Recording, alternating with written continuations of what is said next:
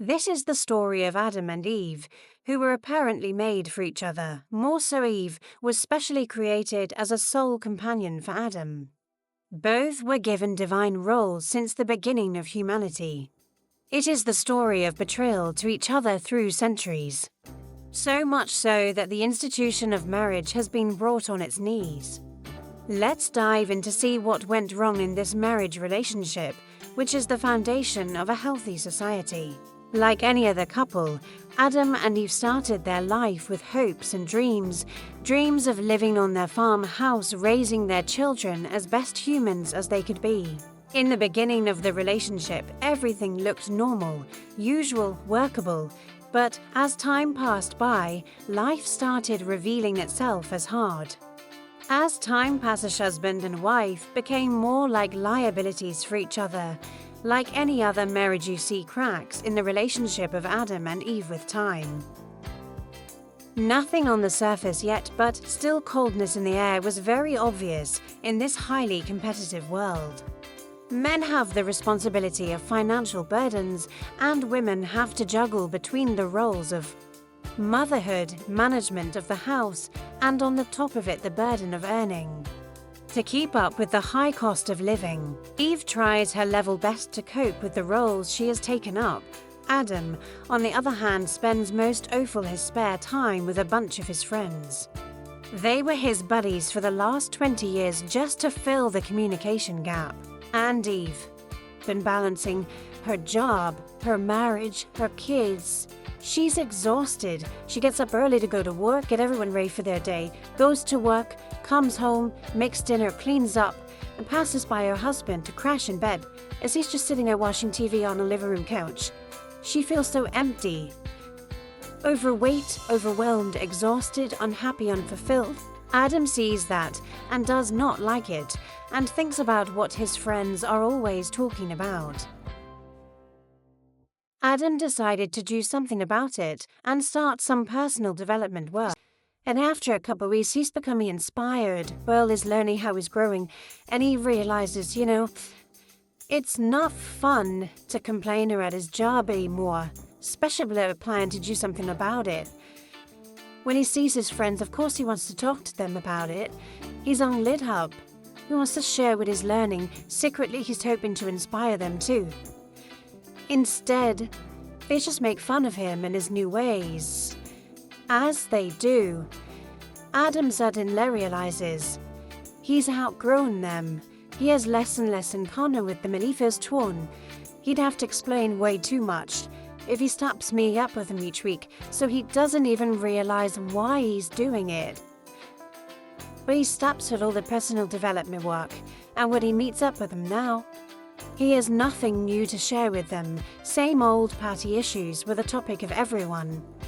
So why do we sabotage ourselves in what could possibly be the benefit? Change is scary. Creating new awareness, new perspective poses a huge threat to what's been so comfortable and familiar, even if what's been so comfortable and familiar stinks.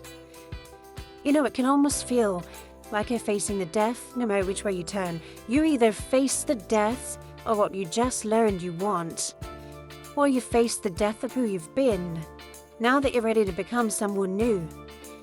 As if this weren't bad enough, with all this stress, you've ignited the stress response, creating this cascade of stress-related symptoms and illnesses, conditions, even disease. It's so much easier to sabotage yourself and just go numb through either drugs, alcohol, work, food, TV. You just want to keep the feelings down, but they just keep coming back up again. Going back to what you know, sabotaging your success feels like and seems like the much better option. Yes, it keeps you small, but you also feel it keeps you safe, because your head is spinning with ideas like, will these changes lead me to lose my friends, my job security? Will you hear how selfish and crazy you are? Will you have to deal with judgment or criticism at the same time you're dealing with your own self-doubt about what you're up to? These are big questions. Thinking is hard. Being honest about what you want is hard. Changed, that's even harder. You heard change could be great and look something like this. But all you can picture is something like this. Because these changes could impact so much, create such snowball, such a domino effect, you do everything you can to make the feelings go away. Until you can't, it's as if you've been taking all of your energy, holding onto a pebble, because if that pebble dislodges, there's gonna be a landslide. Yeah? And then there's that moment where the pain of where you are becomes greater than the fear of the unknown. You're standing on the edge ready to jump, without the security of knowing that there's anything to catch your fall. And even with that, in a sacred and deeply personal moment, you make the decision. The risks are great, but the rewards, they could be so much greater. It hits you at a moment like this, and then you get to work. I mean, sure, the self-doubt may still be there. You still want to sabotage yourself, but you push through it anyway, because you realize you're meant to be to have more. Many realize you've been sleepwalking all this time. You have a message, and you can't share it if you're standing still. Your heart's pounding, your hands are sweating, you're a mess. And you know you can't move forward unless you let go of where you are. You're right there. That decision, that's the moment. And when you do, you feel like a rock star. Now you're inspired. Motivation and momentum. Got it going, and inspiration is taking over. You realize you just burst right through your comfort zone.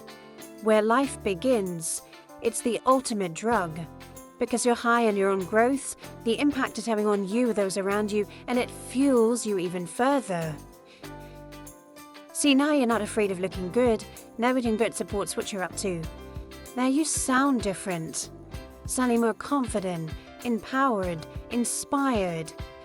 Now you have more energy because you're being fueled by your own idea, by your own mission, by your own potential.